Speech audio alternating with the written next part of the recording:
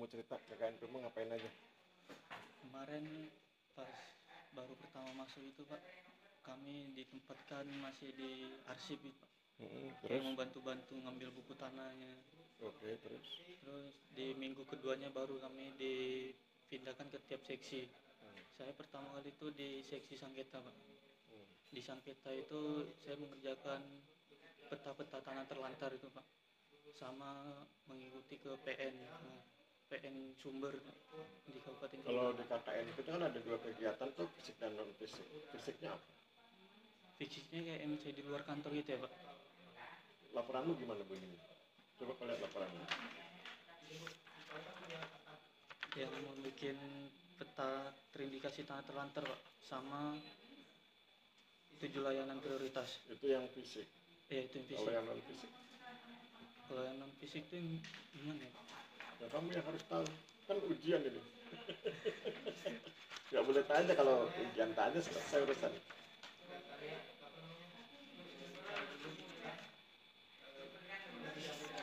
Kan kamu bikin laporan KKNP atau kamu? Iya bikin Pak. Kan ada dua tuh, fisik dan non fisik. Saya malah pengen tahu fisikmu apa, non fisikmu apa.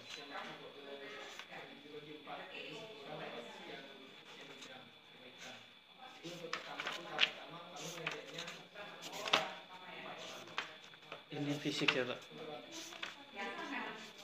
yang peta terindikasi tanah terlantar sama 7 prioritas Pak. Yang mana yang fisik, yang mana yang non fisik? Yang fisik ini Pak. Apa bedanya fisik dan non fisik? Kalau yang fisik itu dia di luar laporan itu ya Pak, yang dalam bentuk yang udah jadi dibikin gitu.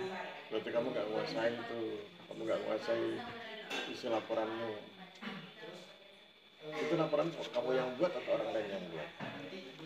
Kalau saya cuma mengerjakan di peta terindikasi tanah terlantar ya Pak. Iya, tapi kan laporan kamu harus kuasai tuh. Oh, iya, Kan Pak. kamu diuji penguasaan laporan. Iya.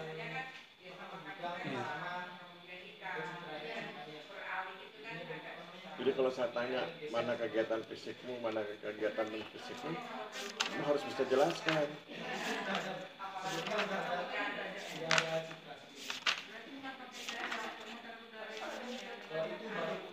Itu laporan KKNP atau laporan PTLP? Kan beda. KKNP Pak. Iya. Coba kamu baca di situ. Mana yang fisik, mana yang non fisik. Baca aja. Apa yang kamu lupa kan?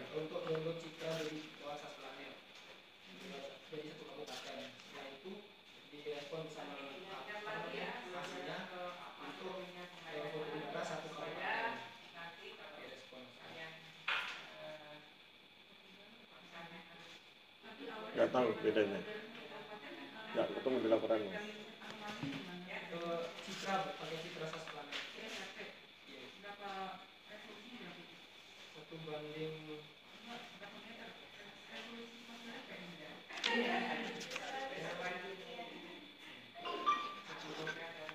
Oke, kalau nggak tahu kita lewati karena nanti nggak mesti waktu. Kalau yang non fisik kayak seperti data-data ini Pak, yang SHP, terus data-data ketujuh prioritas Jangan itu. bertanya, kamu nggak boleh bertanya, ini ujian. Kamu harus tahu, harus menjawab, bukan bertanya. Udah lewat masa bertanya. Siapa? Berarti nggak paham. Mana yang fisik, mana yang non fisik, kamu nggak paham. Oke, kalau kamu nggak paham kita lari ke materi yang lain. Kamu kerjakan dua tadi ya, apa itu? Yang membuat peta kerja tanah terlantar. Oke, sama satu lagi. mengikuti ke PN itu Pak. Pengadilan negeri. Ya pengadilan negeri. Ngapain kamu di pengadilan negeri? Hanya untuk mengetahui apa yang dibahas gitu Pak. Biasanya pembahasannya seperti kayak pemiliknya ini tidak menerima gitu Pak, tidak menerima yang hal yang ini. Terus kalau yang tadi peta indikasi tanah terlantar. Iya. Coba kamu jelaskan yang peta indikasi tanah terlantar. Peta terindikasi tanah terlantar itu yang biasanya dari pusat biasanya per tahun itu ada Pak. Kalau di Kabupaten Cirebon per tahun itu ada 10 bidang lokasi yang udah lama, yang beritanya itu udah lama tidak dimanfaatkan sama pemiliknya dan masih dibilang terindikasi tanah terlantar Pak. Terus waktu kamu buat peta itu dasarnya apa? Dasarnya untuk peta pemanfaatannya RT RW sama penggunaannya Pak. Itu 3 peta. Bagaimana caranya sampai kamu kemudian berhasil membuat peta indikasi tanah terlantar? Yang pertama ngambil dari KKP-nya itu Pak, bidang nomor NIB-nya Pak. Oke, Terus itu udah dikasih data se-Kabupaten Cirebon itu Pak, baru dimasukin data yang dari KKP itu di SHP Kabupaten Cirebon Pak. Terus dimasukin data yang dari RT RW dari kantor juga Pak. Terus nanti biasanya itu dibikin legendnya juga yang lokasi situ Pak. Oke, berarti hasil akhirnya adalah peta indikasi tanah terlantar. Ya, masih terindikasi. Peta indikasi tanah terlantar. Kamu serahkan ke siapa itu? Ke petugas dari pemantauannya Pak, yang biasa di seksi 5. Oh, bagaimana cara dia memanfaatkan peta yang kamu buat itu? Make biasanya dari petanya itu langsung ke lokasi Pak didatengin. Nanti ditanya Di sama lokasi apanya yang dicek? Apa yang dicek di lokasi? biasanya kalau misalnya orang pemiliknya itu nggak datang Pak, kami ke kantor desa sekitar situ dulu Pak. Oke, terus? Nanti mengetahui dari desa itu udah berapa lama tidak digunakan, ini memang masih dimanfaatkan atau tidak gitu Pak. Tapi kemarin itu kan kami sudah mendatangi 10 lokasi Pak. Kan karena kami di rolling ya Pak, jadi saya cuma mendatangi 4 lokasi, sisanya teman saya Pak. Jadi Dari yang 4 lokasi itu ada berapa orang yang datang? Berapa pemilik yang datang?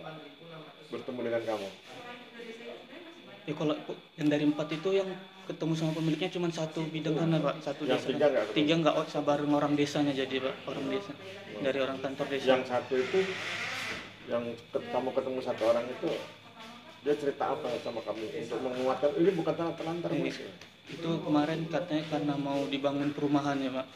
Perumahan karena kemarin kan 2020 katanya Covid Pak. Jadi ya kayak berstop itu lah, kayak karena kurang anggaran juga Pak dari konsumen pembelinya gitu Pak. Jadi barusan dimulai lagi untuk tahun ini. Berarti kemudian kesimpulannya itu bukan tanah terlantar. Iya, karena masih mau dimanfaatkan Pak. Kalau yang 3 lagi, yang 3 bidang Itu yang nggak datang pemiliknya itu. itu memang masih mau masuk tanah terindikasi terlantar Pak. Cuman kan tunggu dari pusat dulu ya Pak. Oke, sekarang buka HP-mu, lihat WA grup kita.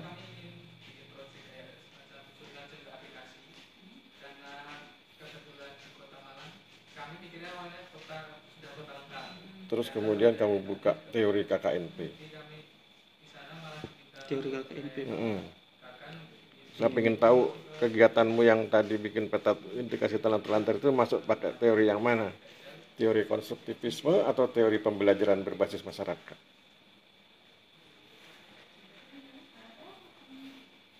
Kan harus ada teorinya, itu teori sosialnya kan? Bukan teori bikin petanya, tapi teori sosialnya. Satu lagi apa tadi?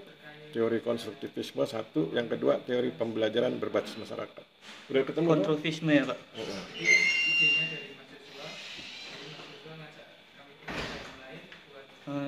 Saya yang teori pembelajaran berbasis masyarakat. Nah, coba apa alasannya? Enggak tuh.